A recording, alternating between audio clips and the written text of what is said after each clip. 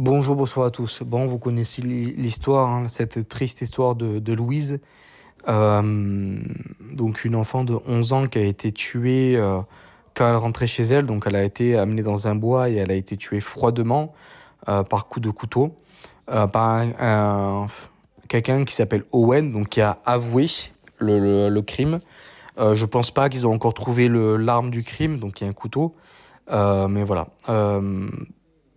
Moi, je commence à en avoir marre de voir tellement de noms défiler comme ça.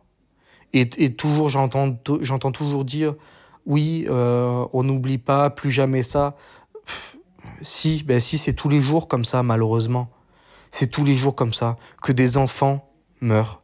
Elias, Thomas, Lola, la petite, là que vous voyez en photo, 11 ans. 11 ans. Tué par un mec de 23 ans qui s'appelle Owen, et on ne sait même pas encore pourquoi il l'a tué. Voilà. C'est, euh, et en plus, cette personne est connue pour être extrêmement violent parce qu'il y a eu déjà des dépôts de plainte, de ce que j'ai compris, à son encontre parce qu'il tabassait sa sœur. Le mot tabasser était sorti dans les rapports, hein. Donc, euh, donc voilà, je commence à l'avoir marre de tous les jours de, de m'imaginer ses parents ou des parents ou même la famille, parce que des fois c'est aussi des adultes qui meurent et donc eux qui sont en pleurs. Parce que le condamné, il va avoir quoi, 10, 15 ans, 20 ans pour meurtre de prison. Mais eux, ils prennent ça à perpétuité. Regardez le papa de Lola. Il est mort de chagrin. De chagrin, il est mort. De chagrin. Moi, là, pour moi, c'est une grosse pensée, bien sûr, aux parents de la petite, hein. Et bien sûr à elle. Imaginez la peur qu'elle a dû avoir.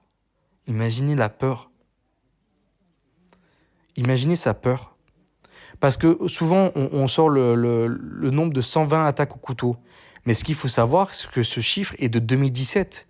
C'est que depuis 2017, le gouvernement nous empêche d'avoir les chiffres de maintenant.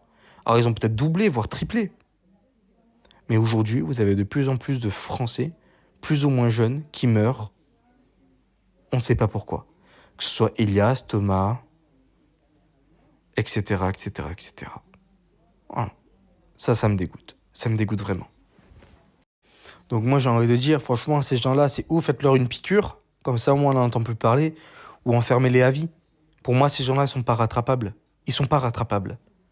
Que ce soit les terroristes et les violeurs, etc., faut trouver une solution. Faut trouver réellement une solution. Mais sauf qu'avec un État, aujourd'hui, avec ce gouvernement qui est faible et avec une justice faible qu'on a aujourd'hui, on ne peut pas y arriver. On ne peut pas y arriver. Un jour, ça va être un parent, son enfant va se faire tuer, il va péter un câble, il va tout massacrer. Il va trouver la personne, il va le massacrer. Et on ne pourra pas lui en vouloir, parce qu'aujourd'hui, la justice ne marche plus. Voilà. Donc, toujours une pensée donc, à cette petite Louise, 11 ans, encore une fois, morte, on ne sait pas pourquoi, pour rien, sûrement encore une fois, tuée par un Owen, dont on ne sait pas d'où il vient, comment il est, etc. Mais de toute façon, que ce soit un tueur étranger, un tueur français, que ce soit qu'il ait des origines ou pas, c'est honteux qu'aujourd'hui on n'arrive pas à, pas arrêter, parce que c'est impossible d'arrêter les violences, mais au moins les contenir un peu plus, avoir un peu moins de violence en France. Aujourd'hui, franchement, moi, conseil pour vous, parents, achetez une bombe lacrymogène à votre enfant. Bien sûr, expliquez-lui que c'est hors de question qu'il utilise s'il n'y a pas de danger. Mais il faut aujourd'hui protéger vos enfants. Voilà, GPS, pas forcément les tasers, parce que le problème des tasers, c'est que c'est pas légal. Voilà. Les bombes lacrymogènes non plus, c'est pas légal, mais c'est quand même toléré.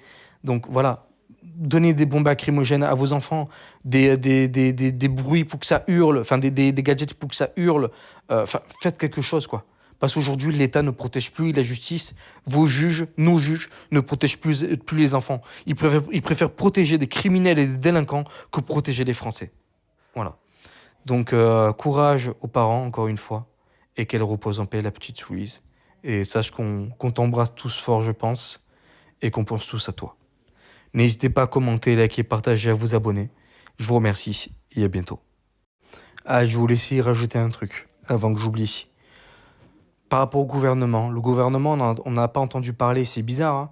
Par contre, pour l'affaire Naël, que le mec, c'était un multidélinquant, un multirécidiviste et un délinquant, et qu'en plus, il a failli tuer des gens pendant la course-poursuite, entre guillemets, euh, lui, il a failli tuer des gens multirécidivistes. Là, Macron, ah oui, pauvre ange, etc. Et là, pour quelqu'un d'innocent, aucune réaction. C'est quand même bizarre, hein. Quand même bizarre, hein. Parce qu'ils savent très bien que les gens de droite, les gens responsables comme nous, les gens intelligents comme nous, comparés à la gauche, c'est pas nous qu'allons faire des millions de casses dans la rue. Hein. Pauvre France.